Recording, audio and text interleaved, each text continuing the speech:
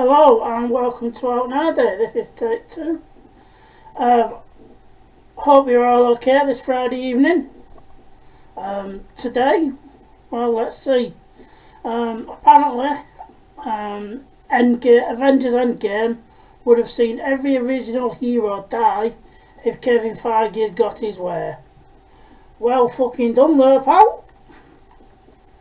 Well done, thank Christ you didn't, although not that it makes much difference going off the dross we've had recently. So then, Kevin Feige's original pitch for Avengers Endgame would have seen a lot of fan favourites die. Marvel Studio President Kevin Feige's first idea for Avengers Endgame would have seen every member of the OG superheroes die. Kevin's initial pitch was that it was Toy Story 3. They're all going to jump into the furnace together concept. Director Joe Russo is quoted in a new MCU book, The Story of Marvel Studios, The Making of the MCU.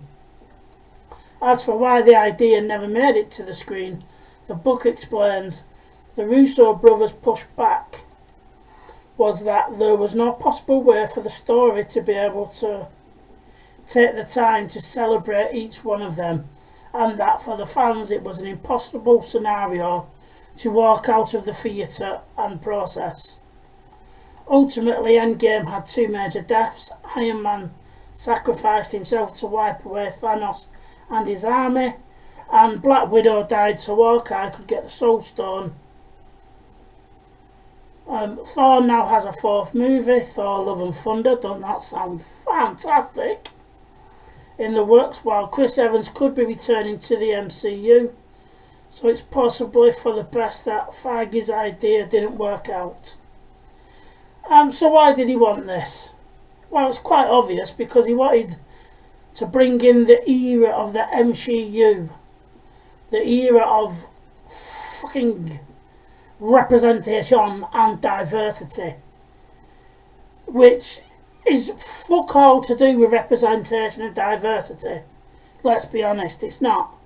Whenever you see that, be it in your local council, Hollywood films, TV shows, representation and diversity never means that. It means getting rid of all the, well, usually straight white characters, which in itself is a racist concept, let's be honest. And not only racist, it's also, sexuality, fucking some form of this. If the alphabets can have them, why can't we? But it's just madness, isn't it? He wanted to get rid of the most of, arguably probably the most popular franchise since Star Wars, if not Lord of the Rings. I don't know why you'd want to do that, because the current crop of Marvel projects have not been great, good, tolerable. I mean, we had WandaVision which started off okay and then just, well, I think everyone bought into their own headcanon on that one, didn't they? Then we had Falcon and Winter Soldier, which was pitched to us as though it was some kind of buddy cop TV show along the lines of like Lethal Weapon. What we got was nothing like that, absolutely nothing like that at all. And I was looking forward to that one because of the premise and what they promised us. I know they didn't promise us that, but me, like many others, that's what I got in my head, and what we got was nothing but Black Lives Matter fucking ideology and just, terrorists good. Terrorism is good, is what they were essentially saying. We had Falcon who went out of his way to not fight the bad guys if he could absolutely help it. Some would say that is what Cap would do, but for Cap I think there'd be a line where it's like, right, I've tried, now it's time, put him up, And then we didn't get much of a story with Winter Soldier, other than at the beginning where he was in therapy and he was trying to atone for his sins in certain ways, and that there was a cheat code to get his arm off, you know.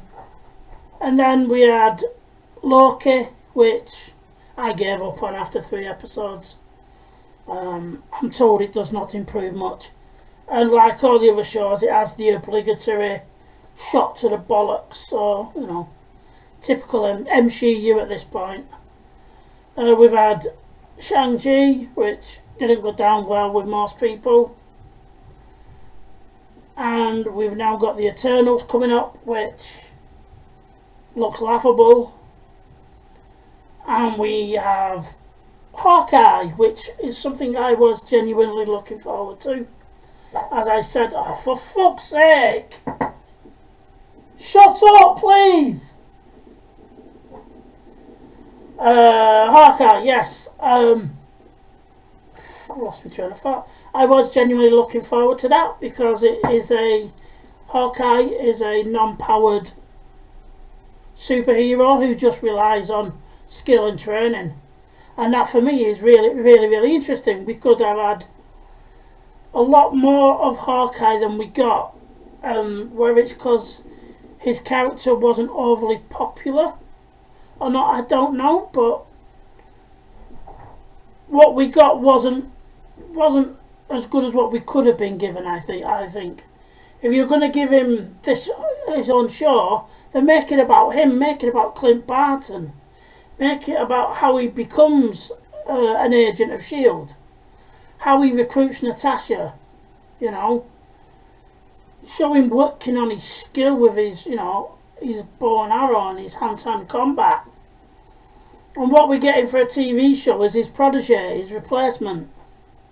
It's a passing of the torch TV show, which is great, but you just give me 10 years of, you know, Clint Barton as Hawkeye, and you've not given me much of him. The most you've given us is that he has a family, that he recruited Natasha, that he goes mental after Thanos snaps his fingers and, you know, takes away half the world, half of everything, I guess. So really, you know, so for some that's enough. But I feel for me anyway, there's so much more that you missed out that you could have used before passing on the torch. But Kevin wants the MCU, and that's what Kevin's getting, it would seem. Whether that's for the good of Marvel and Disney, only time will tell. Anyway, that's it for me. Please like, share and subscribe. Hope you enjoyed the video, and I will see you again. Ta-da!